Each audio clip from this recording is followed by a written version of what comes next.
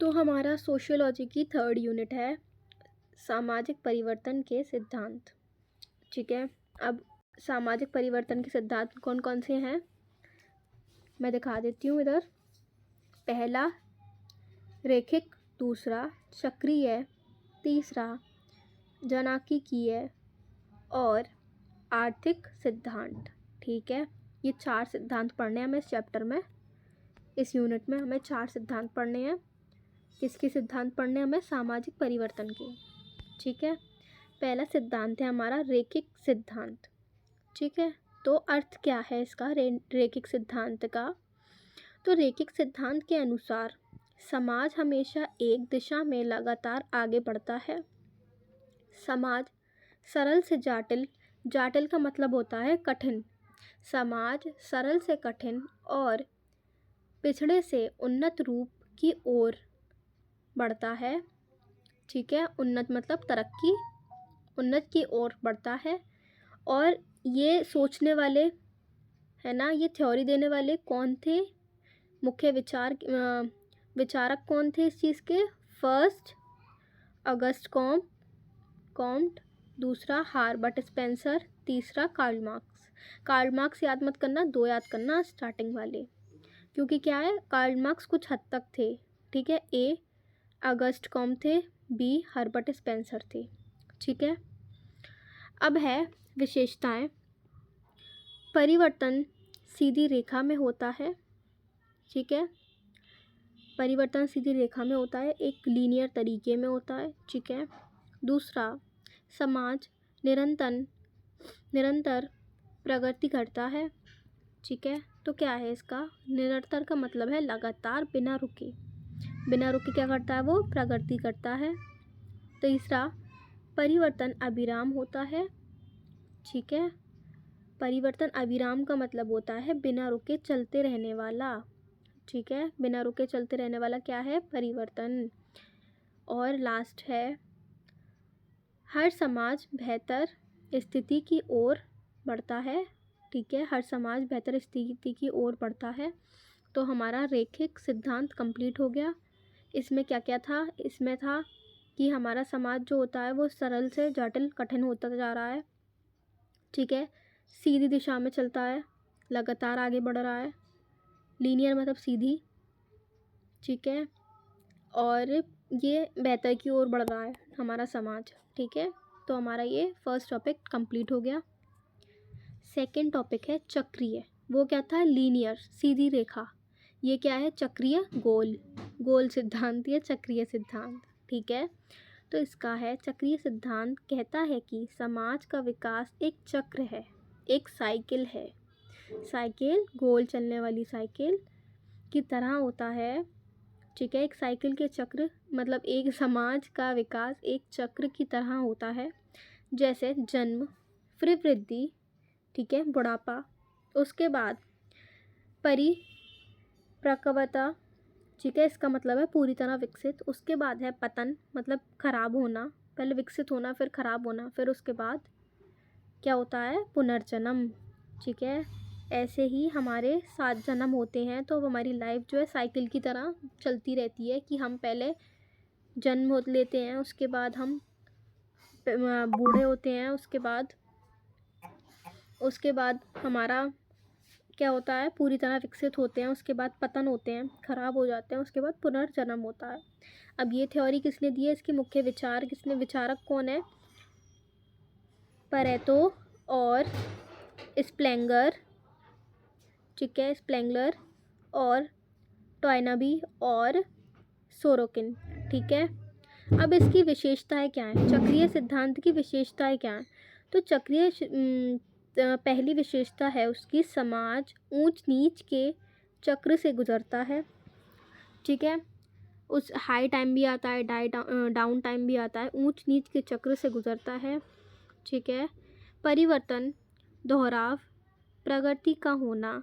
बार मतलब दोहराव का मतलब क्या है? बार बार करना। क्या? बार बार नेचर प्रगति का होना होता है। परिवर्तन बार बार किसका होता है? किसका होता है? नेचर का। ठीक है, प्रकृति का।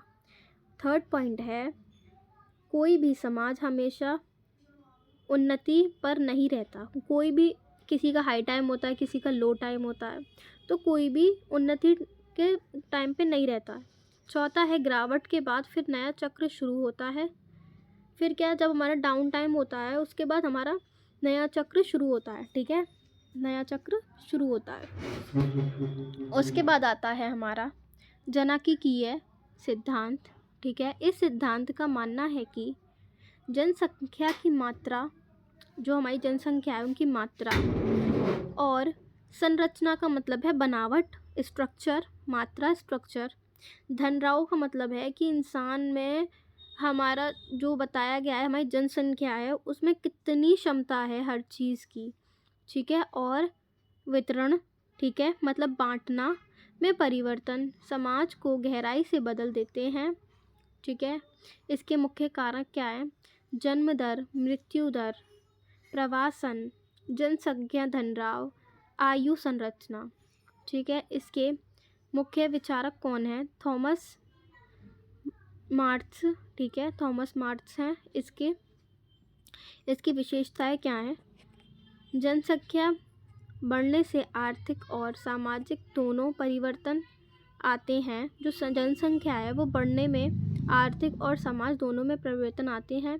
उच्च जनसंख्या संसाधनों पर दबाव, निम्न जनसंख्या श्रम की कमी और प्रवासन, संस्कृति और जीवन शैली में बदलाव। तो इसमें क्या बताया गया है कि जो उच्च जनसंख्या है, जो अमीर जनसंख्या है, जो ऊंची जनसंख्या है, उसमें क्या है, उनके संसाधनों में दबाव रहता है उन पे। और जो निम्न है, जो नॉर्मल है, नॉर्मल जनसंख्या जो है उसमें श्रम की कमी रहती है। और जो प्रवासन है उसमें संस्कृति और जीवन शैली में बदलाव आता है। ठीक है, ये हमारे यहाँ कंप्लीट हो गया। नेक्स्ट टॉपिक है आर्थिक सिद्धांत। अब आर्थिक सिद्धांत क्या है? आर्थिक सिद्धांत का अर्थ क्या है, वो क्या है, उसकी डेफिनेशन क्या है? आर्थिक संरचना। ठीक है, जो आर्थिक संरचना का हमने मतलब बताया था, बनावट, स्ट्रक्चर। जो आर्थिक स्ट्रक्चर है, आर्थिक संरचना ही समाज का आधार है। जो आर्थिक संरचना है वो समाज का आधार है। और आर्थिक परिवर्तन है ना, जो आर्थिक परिवर्तन, चेंजेस आ रहे हैं। ठीक है, आर्थिक का मतलब होता है इकोनॉमिक। ठीक है, इकोनॉमिक परिवर्तन जो आ रहे हैं वो उत्पादन, संपत्ति, वर्ग व्यवस्था, वितरण। ठीक है, मतलब बांटना। ठीक है, समाज में सभी अन्य परिवर्तनों को उत्पन्न करते हैं। ठीक है, मुख्य विचारक कौन है उसके? Karl Marx. इसकी विशेषताएं क्या है? समाज का ढांचा आर्थिक आधार पर टिका है। मतलब समाज का जो ढांचा है, स्ट्रक्चर है, वो इकोनॉमिक पर आधार है। ठीक है, हमारी जो आपने देखी होगी कि सरकार की इकोनॉमिक क्या है। ठीक है, आर्थिक संबंध बदलते हैं तो राजनीतिक, सामाजिक, संस्कृति सब बदल जाते हैं। जब हमारा इकोनॉमिक डाउन होता है, हमारे देश का या हमारे समाज का, तो उसमें राजनीतिक भी डाउन होता है, सामाजिक भी, और संस्कृति भी सब बदल जाता है। वर्ग संघर्ष परिवर्तन को तेज़ करता है। क्या होता है, जब इकोनॉमिक हमारा डेवलप्ड होता है या डाउन होता है तो उसमें वर्ग संघर्ष हो जाता है, अमीर और गरीब वाला। ठीक है, पूज्यवादी समाजवादी समाज की ओर बढ़ता है। अब क्या है पूज्यवादी? क्योंकि सब लोग एस्ट्रोलॉजर वगैरह पे भरोसा करते हैं, तो वो चीज़ बताई गई है। समाजवादी समाज की, पूज्यवादी समाज की ओर बढ़ता है। ठीक है, ये हमारे टॉपिक हो गए क्लियर। ये हमारा 3rd यूनिट हो गया क्लियर। अब इसमें एग्ज़ाम में क्या आएगा? अगर 15 मार्क्स में आया तो आएगा सामाजिक परिवर्तन के सिद्धांत बताइए। तो आपको ये चारों डिस्क्राइब करके आने पड़ेंगे। ठीक है, और अगर आपसे किसी एक के बारे में पूछा जाए कि शॉर्ट नोट ऑन रैखिक सिद्धांत, या फिर चक्रीय सिद्धांत, या फिर जनाकीय सिद्धांत, या फिर आर्थिक सिद्धांत, तो आपको ये पढ़ना है। और अगर आपको उसको बड़ा बनाना है, ठीक है, अगर आपको ये पॉइंट कम लग रहे हैं, ठीक है, कौन से पॉइंट? ये ठीक है, अगर आपको ये कम लग रहे हैं तो इसमें उदाहरण भी हैं। अगर आपको उदाहरण करने हैं तो मुझे बता दो, मैं उदाहरण भी ऐड कर दूंगी।